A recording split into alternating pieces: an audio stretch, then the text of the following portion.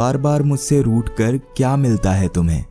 तुम्हारा जब मन करता है मुझसे गुस्सा होकर बैठ जाते हो।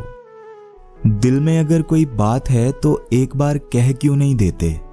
आखिर क्यों तुम बार बार मुझसे दूर जाने के बहाने बनाते रहते हो? तुम्हें अच्छे से पता है ना कि मैं तुम्हारे बिना नहीं जी सकता। फिर भी मुझे इन दूरियों का एहसास करवा के तुम्हें क्या मिल जाता है? आज अगर हम साथ हैं तो इन पलों की थोड़ी कदर किया करो, क्योंकि बीता हुआ वक्त कभी लौट कर नहीं आता है।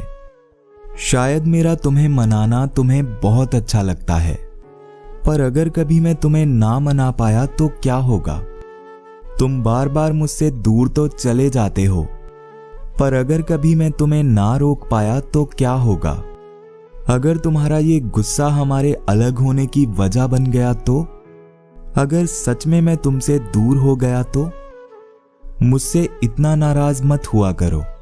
ये बात मैं तुम्हें हर बार समझाता हूं, क्योंकि मैं तुमसे दूर जाने के बारे में सोचना भी नहीं चाहता।